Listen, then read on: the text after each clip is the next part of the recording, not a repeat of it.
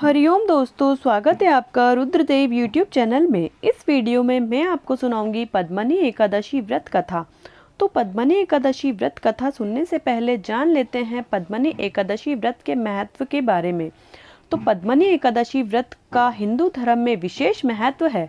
मान्यता है कि विधि विधान से पद्मनी एकादशी व्रत रखने से भगवान विष्णु प्रसन्न होते हैं और अपनी कृपा बरसाते हैं। इस व्रत को विधि विधान से पूरा करने से भगवान श्री हरि के चरणों में स्थान प्राप्त होता है। तो चलिए शुरू करते हैं पद्मनी एकादशी व्रत कथा। भगवान श्री कृष्ण ने युधिष्ठिर को पद्मनी एकादशी व्रत के महत्व के बारे में बताते हुए इसकी कथा सुनाई। त्रेता युग में महिष्मतीपुरी में कृतवीर्य नामक राजा था। उसकी 1000 स्त्रियां थी, लेकिन उसे कोई पुत्र न था। पुत्र की कमी खलती थी। उसने पुत्र की प्राप्ति के लिए कई उपाय किए, लेकिन मनोकामना पूरी नहीं हुई। तब राजा ने वन में जाकर तपस्या करने का फैसला किया। उसके साथ उसकी एक रानी पद्मनी भी वन जाने के लिए तैयार हो गई। दोनों राजपाट त्याग कर नगर से निकल गए और गंधमादन पर्वत पर चले गए।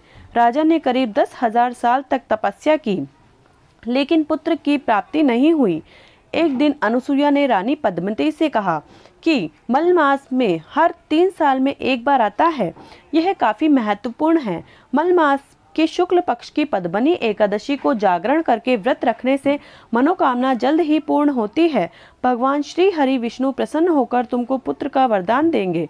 जब मलमास आया तो रानी ने पुत्र की कामना से पद्मनी एकादशी का व्रत रखा। अनुसुईया के बताए अनुसार ही व्रत और पूजा पाठ किया।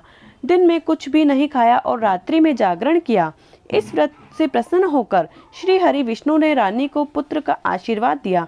रानी गर्भवती हुई और 9 माह बाद कार्तवीर्य नामक पुत्र का जन्म हुआ।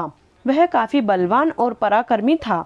तीनों लोकों में उसके पराक्रम का परचम लहरा रहा था।